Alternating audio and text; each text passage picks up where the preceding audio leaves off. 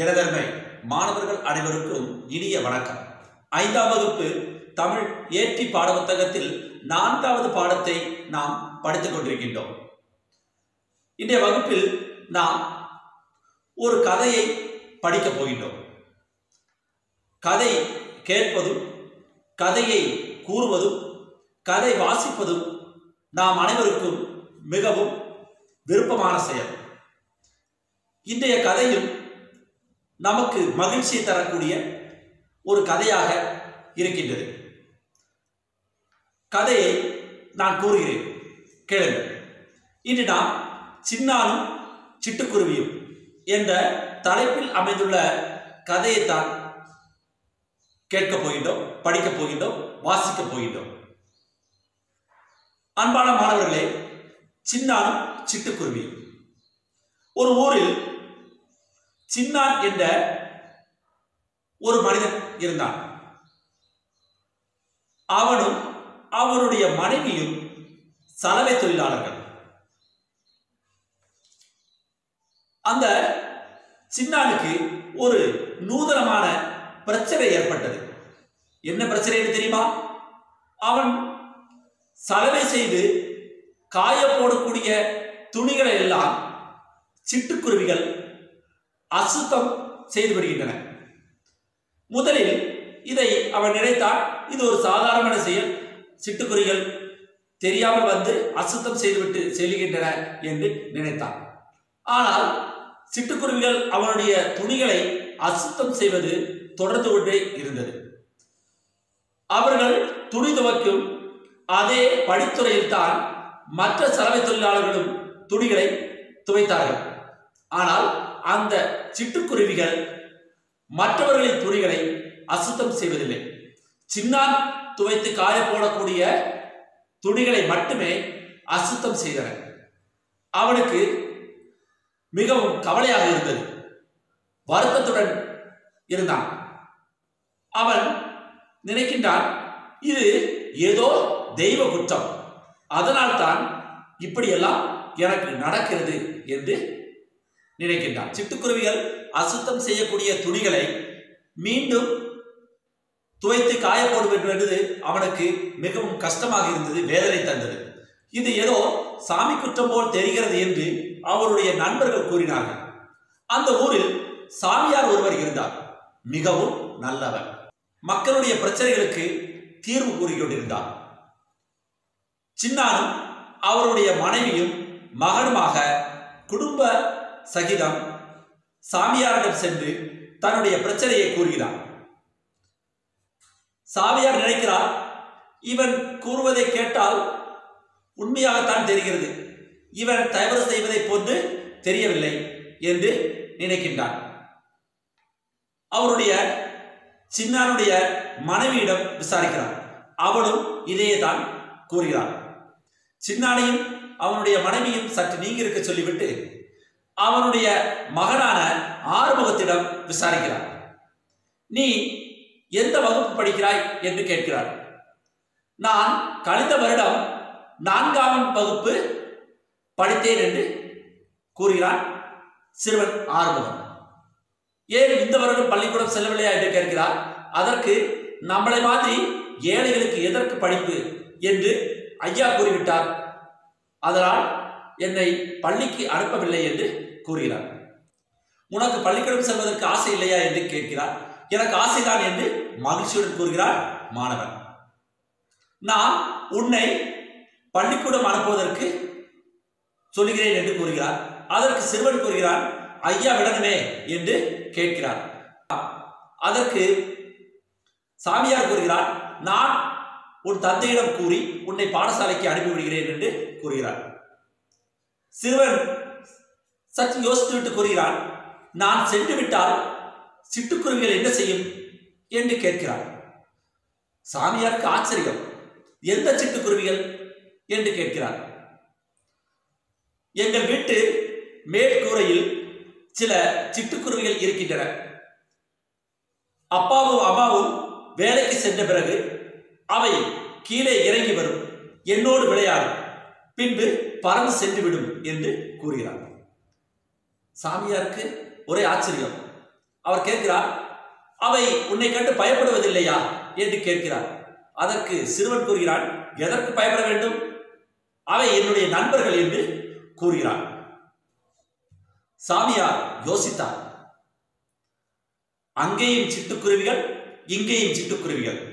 அங்கே சின்னானுடைய வேலைக்கு இடையூறாக இருக்கின்றது, இங்கு ஆறுமுகத்திற்கு நண்பனாக இருக்கின்றது. இரண்டு செயல்களுமே வெவ்வேறு இடங்களில் நடைபெறுபவை. இருந்தாலும் இது ஏன் ஒரு விசித்திரமான செயலாக இருக்கக்கூடாது என்று யோசித்தார். சிட்டுக்குருவி சுதந்திரத்தின் அடையாளம்.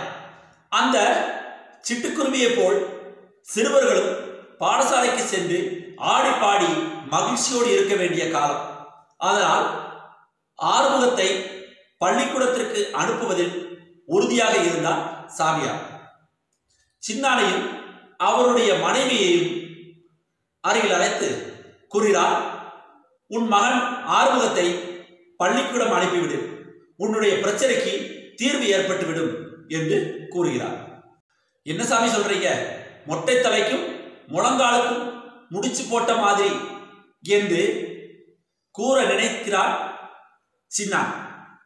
அதற்குள்ளாக சாமியார் கூறுகிறார், நான் சொல்லுவதை நீ செய், உன்னுடைய பிரச்சனைக்கு தீர்வு கிடைக்கும் என்று அழுத்தமாக கூறுகிறார். சின்னா ஒன்றும் கூறவில்லை. சாமியார் கூறியபடியே ஆறுமுகத்தை பள்ளிக்கூடத்தில் சேர்க்கிறார். என்ன ஆச்சரியம், அன்றிலிருந்து சின்னானுக்கு ஆடைகளை இரண்டாவது முறை வெளுக்க வேண்டிய அவசியம் ஏற்படவில்லை. அன்பான மாணவர்களே, சின்னானும் சிட்டுக்குருவியும் என்ற தலைப்பில் அமைந்துள்ள கதையைத்தான் தற்போது கேட்டீர்கள். அன்பான மாணவர்களே, இந்த கதையில் ஒரு பழமொழி கூறப்பட்டுள்ளது. என்ன பழமொழி சொல்லுங்க பார்ப்போம். மொட்டை தலைக்கும் முழங்காலுக்கும் முடிச்சு போட்ட மாதிரி, மொட்டை தலைக்கும் முழங்காலுக்கும் முடிச்சு போட்ட மாதிரி என்ற பழமொழி இருக்கின்றது. வெவ்வேறு இடங்களில் நடைபெறக்கூடிய இரண்டு நிகழ்ச்சிகளை, சம்பந்தமில்லாத இரண்டு நிகழ்ச்சிகளை ஒருங்கிணைத்து மிக அழகாக சுவாரஸ்யமாக இந்த கதையை எழுதப்பட்டுள்ளது. அன்பான மாணவர்களே, நம்முடைய பேச்சு வழக்கிலும், நம்முடைய சமூகத்திலும், நம்முடைய கிராமங்களிலும் இப்படிப்பட்ட பேச்சு வழக்கில் உள்ள பல்வேறு பழமொழிகள் இருக்கின்றன. மொட்டை தலைக்கும் முழங்காலுக்கும் முடிச்சு போட்ட பழமொழியோடு தொடர்புடைய கதைதான் இது. இந்த நாம் தற்போது கேட்ட பழமொழியை போன்று பல்வேறு பழமொழிகள் உங்களுக்கு தெரியும். உங்களுடைய வீட்டில் பெரியவர்களுக்கு தெரியும், ஊரில் இருக்கக்கூடிய தாத்தா பாட்டிக்கு தெரியும், உங்கள் வீட்டில் உள்ள அப்பா அம்மாவுக்கும் இப்படிப்பட்ட பழமொழிகள் தெரியும். இனி உங்கள் பாடப்புத்தகத்தில் உள்ள செயல்பாடுகளை பார்ப்போம். பாருங்கள். மொட்டை தலைக்கும் முழங்காலுக்கும் முடிச்சு போட்ட மாதிரி என்ற பழமொழியை போல வாழ்க்கையுடன் தொடர்புடைய பழமொழிகளை திரட்டி வகுப்பில் வெளியிடுங்கள்.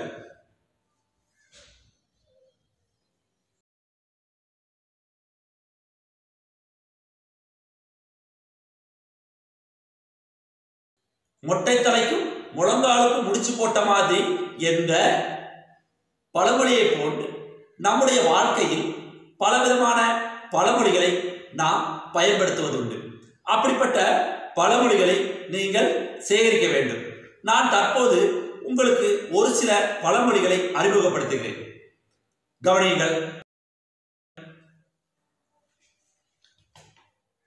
ஆணைக்கும் அடிசரக்கும், பழக பழக பாலும் புளிக்கும், அளவுக்கு மீறினால் அமுதமும் நஞ்சு, கடை தேங்காயை எடுத்து வழிப்பிள்ளையாருக்கு உடைத்தானாம், ஆடு நனைகிறதென்று ஓனாய் அழுததாம், தங்க ஊசி என்றால் கண்ணில் குத்தலாமா, கோளாறுக்காரன் சூத்த கத்திரிக்காய வாங்கினானாம்.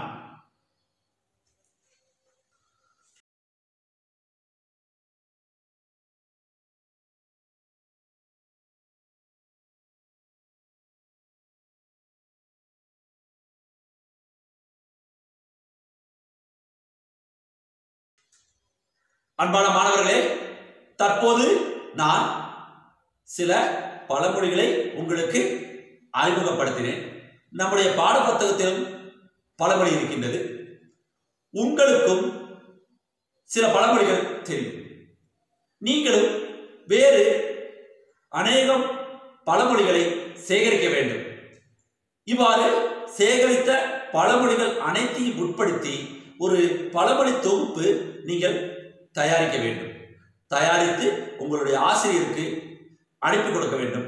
அந்த பழமொழிகளை படித்து அதை காணொளியாக எடுத்து பதிவு செய்து உங்களுடைய ஆசிரியருக்கு அனுப்பி கொடுக்கவும். அடுத்த செயல்பாடை பாருங்கள். சின்னானுக்கு துணிகளை இரண்டாவது முறை வெளுக்க வேண்டிய அவசியம் ஏற்படவில்லை. இதில் மறைந்துள்ள கருத்தை விளக்குங்கள்.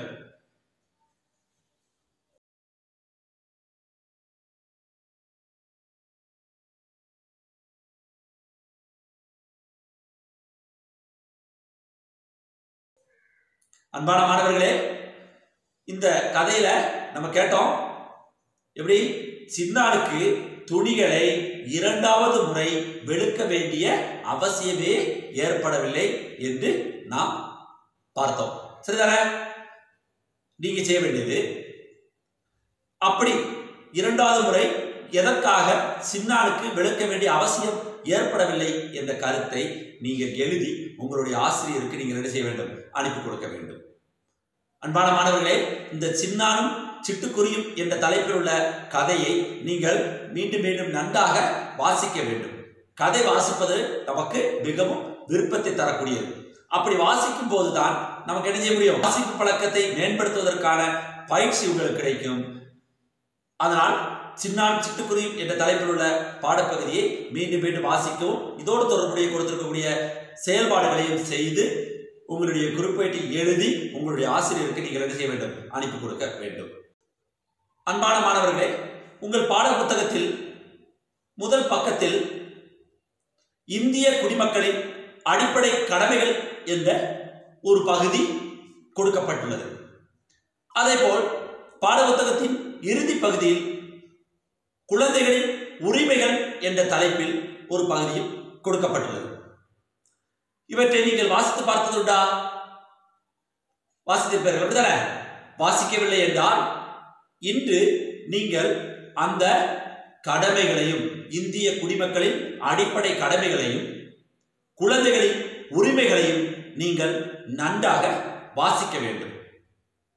அன்பான மாணவர்களே, இன்று நாம் அடுத்து படிக்க இருப்பது கடமைகளும் உரிமைகளும் என்ற தலைப்பில் அமைந்துள்ள பாடப்பகுதியை தான். இலக்கியம் என்ற துவக்க விழாவில் பல்வேறு நிகழ்ச்சிகள் நடைபெறுகின்றன. அந்த நிகழ்ச்சியை தலைமை ஆசிரியர்கள் துவக்கி வைக்கிறார். அதற்கு பிறகு குழந்தைகளின் கடமைகள் என்ற தலைப்பில் பேசுவதற்காக நித்யா என்ற மாணவி அழைக்கப்படுகிறார். குழந்தைகளின் கடமை என்ற தலைப்பில் மாணவி நித்யா என்ன பேசினாள் என்பதை கேட்போம். பாருங்கள். அவையோருக்கு வணக்கம். கடமைகள் என்பவை பெரியவர்களுக்கு மட்டுமல்ல, சிறியவர்களுக்கும் உண்டு. இன்றைய வாழ்க்கை முறையும் சமூக மாற்றங்களும் குழந்தைகள் ஆற்ற வேண்டிய கடமைகளை மறக்க செய்து விடுகின்றன. காலை எழுந்தவுடன் படிப்பு, பின்பு கல்வி கொடுக்கும் நல்ல பாட்டு, மாலை முழுவதும் விளையாட்டு என்று வழக்கப்படுத்திக் கொள்ளு பாப்பா என்று நாம் கீழ்வகுப்பில் படித்த மகாகவி சுப்பிரமணிய பாரதியாரின் கவிதையை பாருங்கள். நாம் ஆற்ற வேண்டிய பல கடமைகளும் அதில் சொல்லப்பட்டிருக்கின்றன. தொலைக்காட்சி நிகழ்ச்சிகளிலும் கணினி விளையாட்டுகளிலும் மூழ்கி கிடக்கும் நாம் வீட்டில் ஆற்ற வேண்டிய கடமைகள், கடைபிடிக்க வேண்டிய நட்பழக்கங்கள் போன்றவற்றை அறியாமலேயே வளர்கிறோம். இன்றைய பெற்றோர் பலரும் அவற்றை குழந்தைகளுக்கு சொல்லிக் கொடுப்பதும் இல்லை. பள்ளிக்கூடத்தை எடுத்துக்கொண்டோமானால் உரிய நேரத்தில் பள்ளிக்கு வருவது, ஆசிரியர்களுக்கு வணக்கம் செலுத்துவது, வகுப்பறையையும் பள்ளி சுற்றுப்புறத்தையும் தூய்மையாக வைத்துக் கொள்வது, சீருடை அணிவது, பள்ளி விழாக்களில் பங்கு பெறுவது, தேசிய சின்னங்களை மதிப்பது, பள்ளியின் விதிமுறைகளை அனுசரிப்பது போன்ற கடமைகளை மாணவர்கள் பலரும் இன்று கடைபிடிப்பதில்லை. வெளிநாடு சென்று வந்த ஒரு முன்னாள் ஆசிரியர் கூறிய செய்திகளை எங்கள் ஆசிரியர் வகுப்பறையில் இவ்வாறு கூறினார். குழந்தைகளே, நாம் திறந்த வெளிகளை இங்கு கழிப்பிடமாக பயன்படுத்துகிறோம், எச்சில் துப்புகிறோம், பொது இடங்களிலும் சாலை ஓரங்களிலும் குப்பைகளை கொட்டுகிறோம், குளம் குட்டைகளில் பிளாஸ்டிக் பொருட்கள் கழிவுகளை வீசி எறிகிறோம், சாலை விதிகளை மதிக்காமல் நடக்கிறோம். ஆனால் பெரும்பான்மையான வெளிநாடுகளில் இப்படிப்பட்ட எந்த செயலுமே நடைபெறுவதில்லை. சிறு வயதிலிருந்தே குழந்தைகளுக்கு நல்ல பழக்க வழக்கங்களையும் அவர்கள் சமூகத்திற்கு ஆற்ற வேண்டிய கடமைகளையும் அங்கே சொல்லிக் கொடுக்கிறார்கள். குழந்தைகளும் அதன்படி நடக்கிறார்கள். அன்பு நண்பர்களே, இத்தகைய ஒழுக்கங்களையும் நாமும் கடைபிடித்து நமது வீட்டையும் பள்ளியையும் நாட்டையும் சுத்தமாக பாதுகாப்போம். நன்றி, வணக்கம்.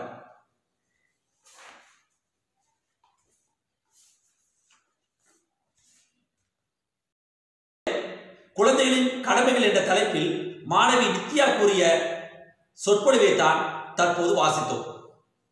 மிக அழகாக மாணவர்களுக்கு என்ன கடமை இருக்கின்றது என்று தெல்ல தெளிவாக இங்கே அவள் கூறுகிறார். இந்திய குடிமகனாக பிறந்த ஒவ்வொரு மனிதருக்கும் சில கடமைகள் இருக்கின்றது.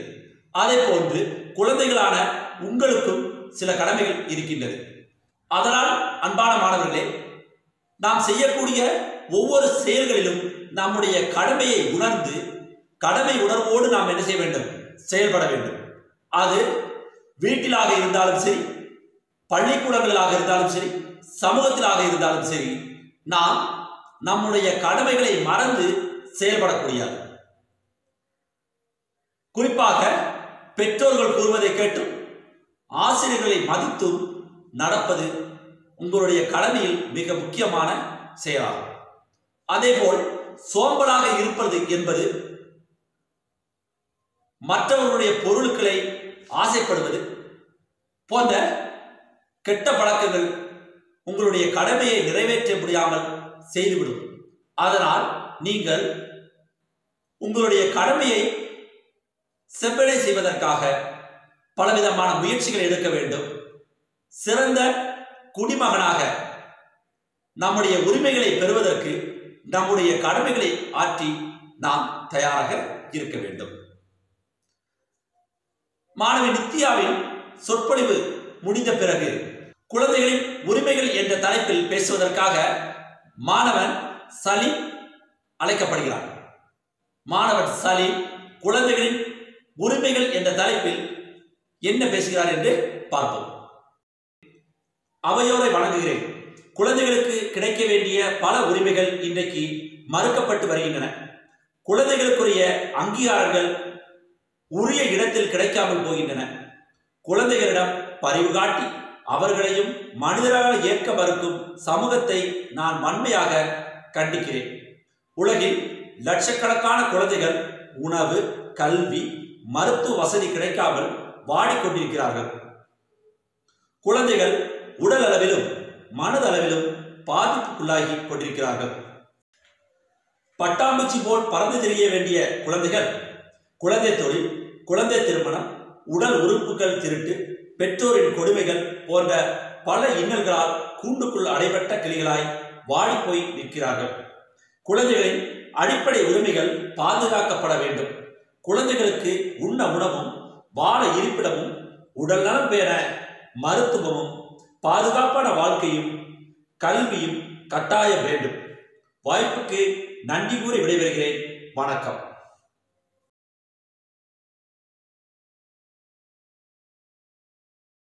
அன்பான மாணவர்களே, மாணவன் சலீம் குழந்தைகளின் உரிமைகள் என்ற தலைப்பில் குழந்தைகளுக்கு என்னென்ன உரிமைகள் இருக்கின்றது என்று மிக தெளிவாக தனது சொற்பொழிவில் கூறுகிறார். குழந்தைகளுக்கு கல்வி கற்பதற்கான உரிமை உண்டு.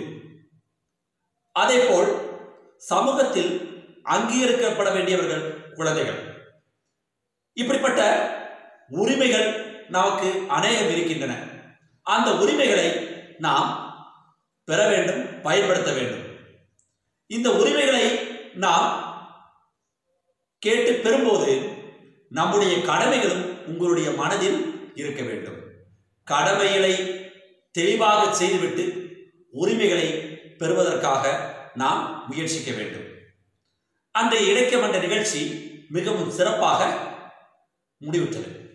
இனி உங்களுடைய பாட புத்தகத்தில் இருக்கக்கூடிய தொடர் செயல்பாடுகளை பார்ப்போம். முதல் செயல்பாடு என்ன என்று பாருங்கள். மாணவி நித்யா குழந்தைகளின் கடமைகள் என்ற தலைப்பில் கூறிய கருத்துக்கள் எவை? குழுவில் கலந்துரையாடி குறிப்பேட்டில் எழுதுங்கள்.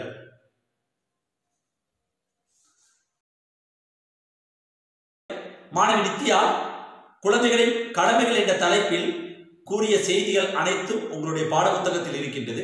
அதிலிருந்து குழந்தைகளின் கடமைகள் எவை என்று குறித்து அதை உங்களுடைய குறிப்பேட்டில் எழுதி உங்களுடைய ஆசிரியருக்கு அனுப்பி கொடுக்க வேண்டும். இரண்டாவது செயல்பாடை பாருங்கள். பள்ளி இலக்கியம் என்ற விழா நிகழ்ச்சிகள் அடுத்த நாள் பத்திரிகையில் எவ்வாறு வந்திருக்கும் எழுதி பாருங்கள்.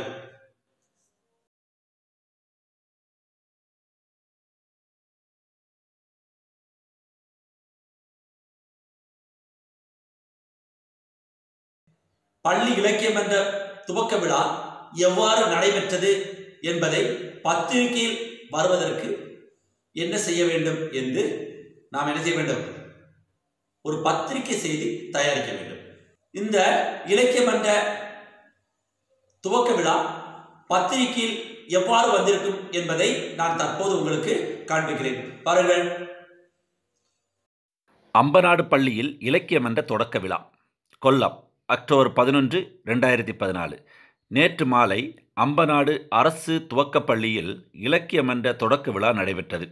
இவ்விழாவில் நடைபெற்ற கருத்தரங்கத்தை பள்ளி தலைமை ஆசிரியர் தலைமையேற்று நடத்தினார். குழந்தைகளின் கடமைகள் என்னும் தலைப்பில் நித்யாவும், குழந்தைகளின் உரிமைகள் என்னும் தலைப்பில் சலீமும் பேசினார்கள். மாணவர் தலைவர் மனோ நிகழ்ச்சிகளை தொகுத்து வழங்கினார். ஜஸ்டின் நன்றி கூற நாட்டுப்பண்ணுடன் கருத்தரங்கம் இனிதே நிறைவுற்றது. பார்த்தீங்களா? இந்த பத்திரிகை செய்தி வந்திருக்கிறது. இதே போன்று பத்திரிகை செய்தி தயாரிக்கும் போது நாம் கவனிக்க வேண்டியவை எவையெல்லாம் என்று பார்ப்போம். பாருங்கள். பத்திரிகை செய்தி உருவாக்கும் போது நினைவில் கொள்ள வேண்டியவை: தலைப்பு செய்தி பெரிய எழுத்துக்களில் அமைய வேண்டும். செய்தி வெளியாகும் இடம், நாள் போன்றவை குறிப்பிட வேண்டும். தகவல்கள் உண்மையானதுதான் என்ற உணர்வை ஏற்படுத்தும் வகையில் அமைய வேண்டும். மிகைப்படுத்துதல் வேண்டாம்.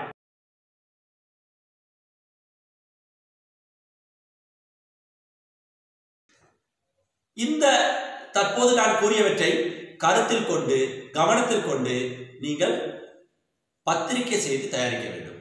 நான் தற்போது உங்களுக்கு ஒரு செயல்பாடு கொடுக்கின்றேன். உங்களுடைய பாடசாலையில் நடைபெற்ற சுதந்திர தின விழாவை ஒரு பத்திரிகை செய்தியாக நீங்கள் என்ன செய்ய வேண்டும்? தயாரிக்க வேண்டும். உங்களுடைய பாடசாலையில் நடைபெற்ற குடியரசு தின விழாவை நீங்கள் ஒரு பத்திரிகை செய்தியாக தயாரிக்க வேண்டும். அடுத்த செயல்பாடை பாருங்கள். குழந்தைகளின் உரிமைகள் என்ற தலைப்பில் பேசிய சலீமை பாராட்டி ஒரு கடிதம் எழுதுங்கள். குழந்தைகளின் உரிமைகள் என்ற தலைப்பில் பேசிய சலீமை பாராட்டி ஒரு கடிதம் எழுதுங்கள்.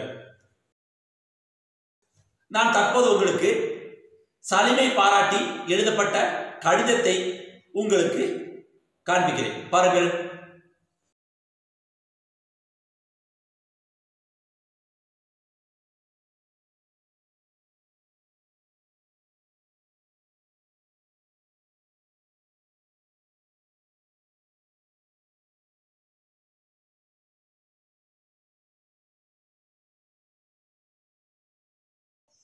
அன்பான மாணவர்களே, இந்த பாராட்டு கடிதத்தை பார்த்தீர்களா? இனி நீங்கள் செய்ய வேண்டிய செயல்பாடு, குழந்தைகளின் கடமைகள் என்ற தலைப்பில் பேசிய மாணவி நித்யாவை பாராட்டி நீங்கள் ஒரு பாராட்டு கடிதம் எழுத வேண்டும். கடிதம் எழுதுவது எவ்வாறு என்று நீங்கள் புரிந்து கொண்டிருப்பீர்கள். அப்படித்தானே? மாணவி நித்யாவுக்கு நீங்கள் என்ன செய்ய வேண்டும்? ஒரு பாராட்டு கடிதம் எழுத வேண்டும். எழுதுவீங்களா? அடுத்த செயல்பாடை பாருங்கள். பள்ளியில் நடைபெறும் குடியரசு தின விழாவில் உரையாற்றுவதற்கான சொற்பொழிவு குறிப்பு தயாரியுங்கள்.